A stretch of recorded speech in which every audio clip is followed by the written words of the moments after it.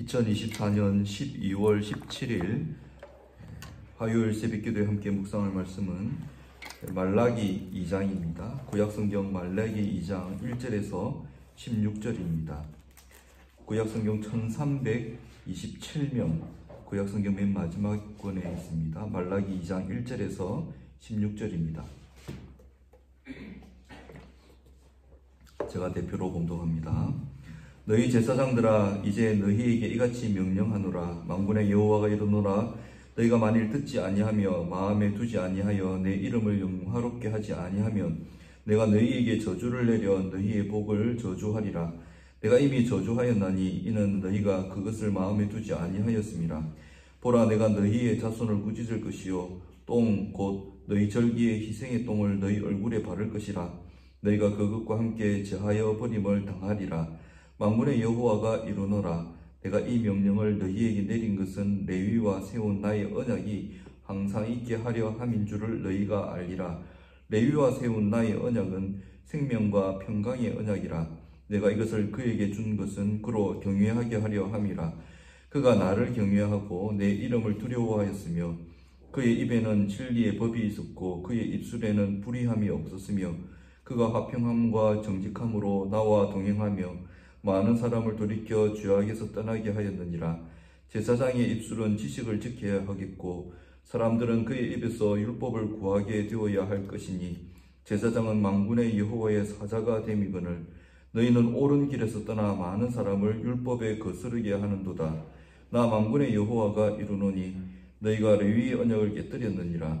너희가 내 길을 지키지 아니하고 율법을 행할 때에 사람에게 치우치게 하였으므로 나도 너희로 하여금 모든 백성 앞에서 멸시와 천대를 당하게 하였느니라 하시니라. 우리는 한 아버지를 가지지 아니하였느냐? 한 하나님께서 지으신 바가 아니냐? 어찌하여 우리 각 사람이 자기 형제에게 거짓을 행하여 우리 수상들의 언약을 욕되게 하느냐? 유다는 거짓을 행하였고 이스라엘과 예루살렘 중에서는 가증한 일을 행하였으며 유다는 여호와께서 사랑하시는 그 성결을 욕되게 하여 이방신의 딸과 결혼하였으니 이 일을 행하는 사람에게 속한 자는 깨는 자나 응답하는 자는 물론이요 만군의 여호와께 제사를 드리는 자도 여호와께서 야곱의 장막 가운데서 끊어버리시리라. 내가 이런 일도 행하나니 곧 눈물과 울음과 탄식으로 여호와의 제단을 가리게 하는도다. 그러므로 여호와께서 다시는 너희의 봉헌물을 돌아보지 아니하시며 그것을 너희 손에서 기꺼이 받지도 아니하시거늘 너희는 이르기를 어찌 됨이니까 하는도다.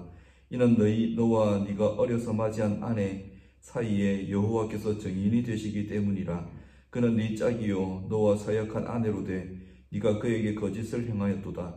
그에게는 영이 충만하였으나 오직 하나를 만들지 아니하셨느냐? 어찌하여 하나만 만드셨느냐? 이는 경건한 자손을 얻고자 하심이라. 그러므로 네 심령을 삼가 지켜 어려서 맞이한 아내에게 거짓을 행하지 말지니라. 이스라엘 하나님 여호와가 이르노니 나는 이혼하는 것과 옷으로 학대를 가리는 자를 미워하노라. 만군의 여호와의 말이니라. 그러므로 너희 심령을 삼가 지켜 거짓을 행하지 말지니라. 아멘.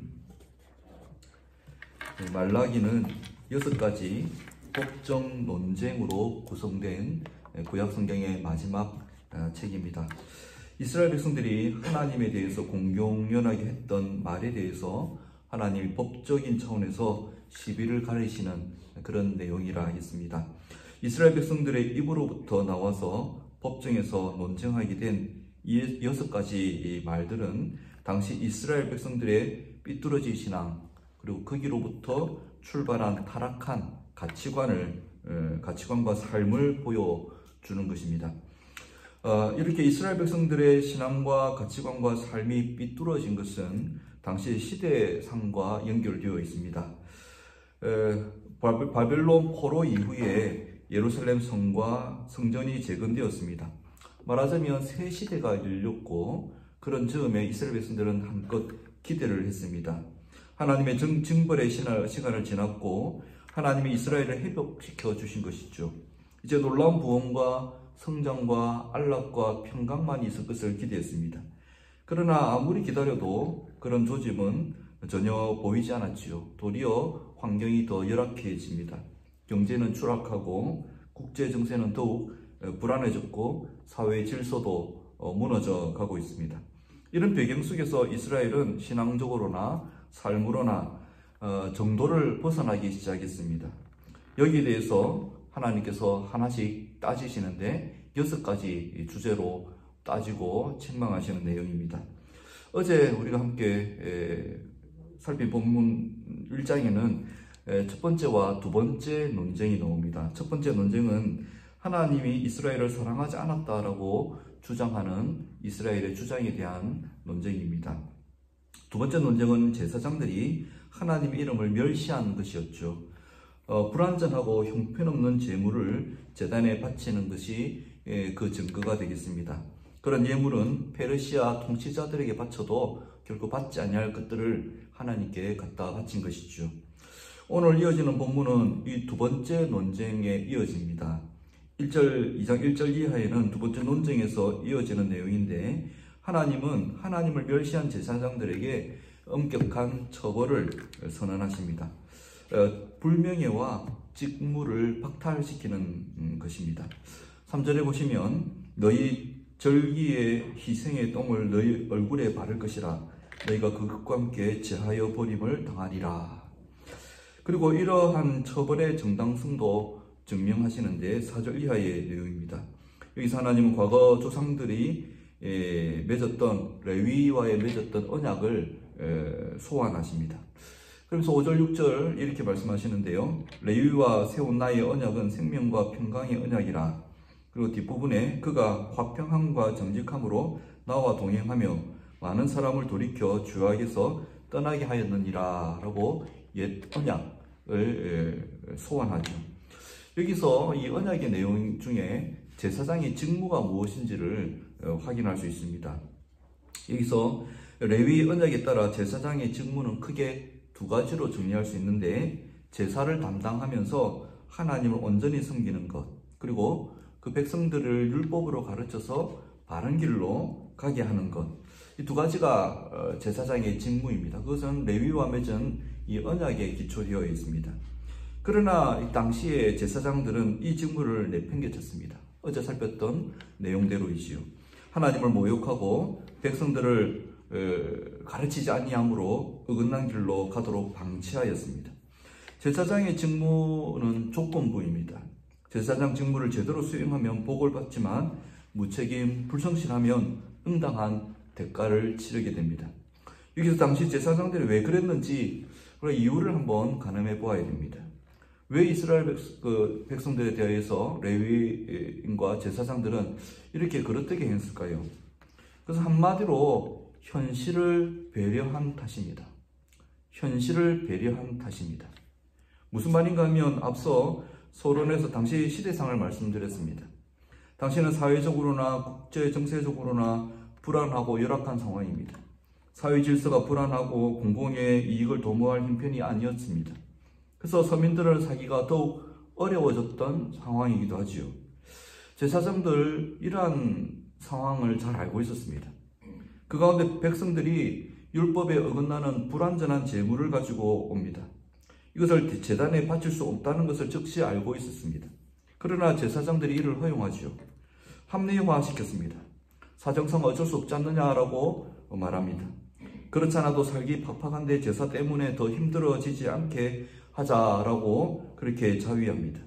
그러면서 깨어있는 제사장, 또 때로는 너그럽고 융통성 있는 제사장이라고 칭송도 받았겠지요.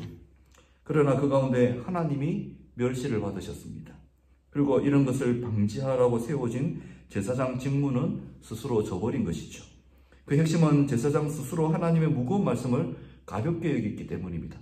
제사장이 하나님 말씀을 가볍게 여기고 자기의 소견에 옳은 대로 바꾸어 버리니 백성들이 어떻게 하나님의 말씀을 알고 따를 수가 있겠습니까? 그래서 오늘날 우리에게도 교훈이 됩니다. 특히 오늘날 목회자들에게 우리에게 적용해 볼 수 있습니다. 오늘날 성도들의 삶은 이스라엘 당시의 상황과 다를 바가 없습니다. 삶이 참 팍팍합니다. 그러한 형편 목사와 장로들도 잘 알고 있습니다. 공감합니다. 그래서 예배와 신자다운 삶을 앞장서서 훼손해버리기도 하죠. 적당히 하라고 먼저 이야기합니다. 예배를 여러 가지 만들어서 그 중에 하나만 참석해도 된다라고 충분하다라고 말합니다. 정직한 헌금을 하지 않지만 조금이라도 하는 것이 어디냐라고 그렇게 칭찬합니다. 자녀들의 신앙 교육을 포기하고 성공 교육에 몰아붙이고 있는데도 이 경쟁사회에서 어쩔 수 없는 것 아니냐라고 하면서 포장해버리기 일쑤입니다.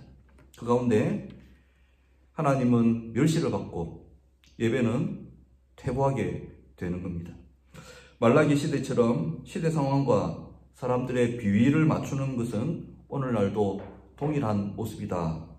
그리고 그에 대한 하나님의 판단과 처벌도 동일하다 하는 사실을 오늘 특별히 교회의 지도자들은 경각심을 가지고 살펴야 되겠습니다. 다음으로 10절 이하에서는 세 번째 논쟁이 이어집니다. 그것은 이방인과의 통혼에 관한 것인데, 이방인과의 통혼은 이스라엘을 배교하게 만드는 심각한 문제이기에 율법으로 또 성경은 대대로 이를 금지하고 있습니다. 그래서 과거 에스라와 느헤미야 때에 이미 이 부분에 대해서 개혁이 단행되었습니다. 근데 세월이 지나자 슬그머니 이방 통혼이 다시 성행하게 되었습니다. 하나님은 이방 여인과의 통혼 문제를 구약 교회의 혼란을 야기하는 6가지 문제 중에 하나로 지목할 정도로 심각하게 다루십니다. 그만큼 중대하고 심각한 문제라는 뜻이죠. 오늘 본문에서 그 이유 몇 가지를 추론할 수 있습니다. 그 중에 한 가지, 이방인과의 혼인은 신앙 공동체를 파괴한다는 것이 오늘 말씀의 핵심입니다. 이것은 오늘날의 관점으로 보면 선뜻 이해가 안 되지요. 왜냐하면 오늘날의 혼인은 지극히 개인적인 문제로 간주되기 때문입니다. 과거에는 적어도 집안의 문제로 혼인을 여겼지만 그것만저도 요즘은 개인의 자유를 억압하는 고리타분한 사고방식으로 여깁니다. 그러나 성경의 가치관은 다르지요. 혼인은 신앙 공동체의 일입니다.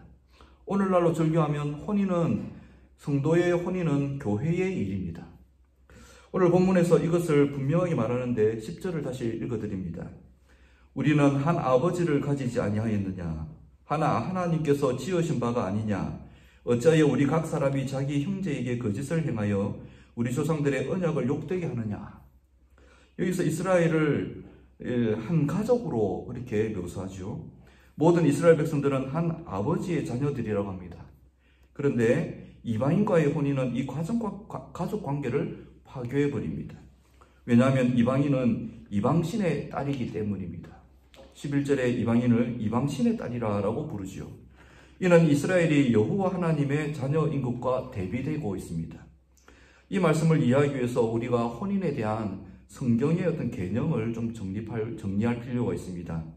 이스라엘에서 혼인은 오늘날의 개념과 좀 다릅니다. 사실상 생소한데 오늘날의 혼인은 부모와 조상이 다른 사람들 사이에 혼인이 이루어집니다. 동성/동본 혼인은 지금도 금기시되지요. 근데 이스라엘의 혼인은 집 안에서 이루어지는 것이 져야 됩니다. 그래서 아브라함을 예로 보면 이삭의 신부감을 찾기 위해서 가나안을 떠나서 고향 하란의 친족에게 찾아갑니다.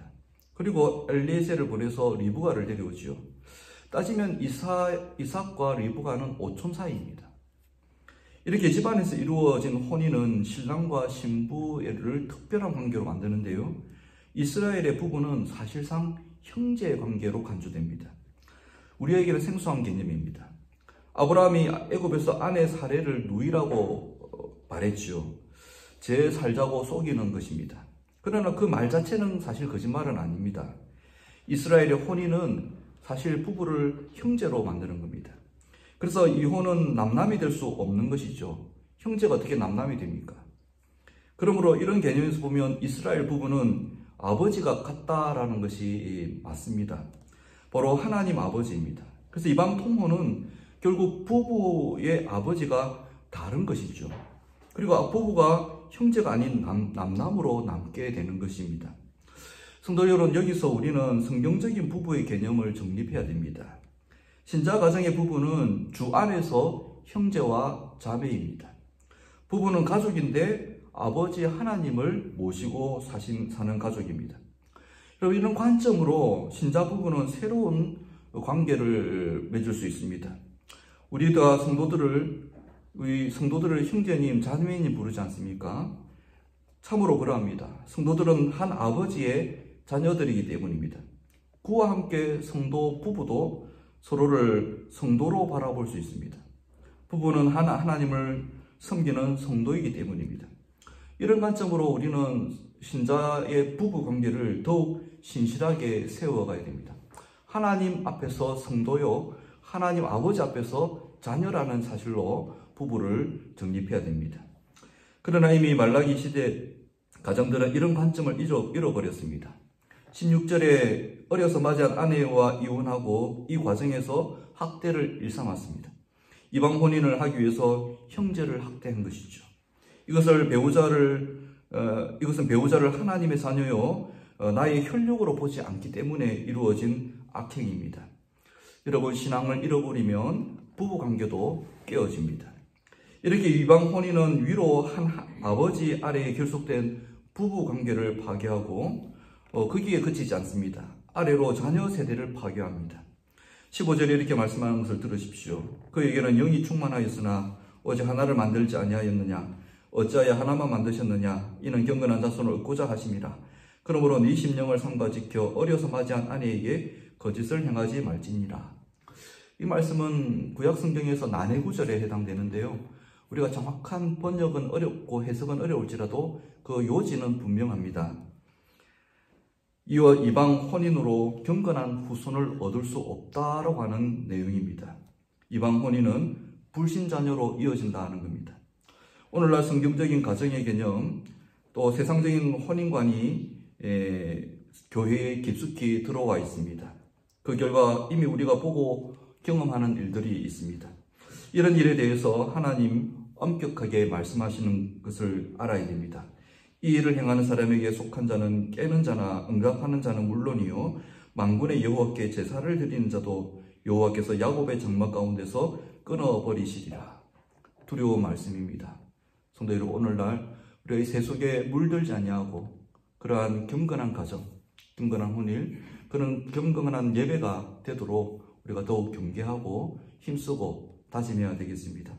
오늘 목회자와 온 교회가 하나님 앞에서 이 시대에 휩쓸리지 아니하고 하나님 법도와 도리를 따라 가정을 세우고 예배를 바르게 하는 그런 교회가 가정이 되도록 우리 스스로 다짐하고 기도하시는 아침 시간 되시기를 바랍니다.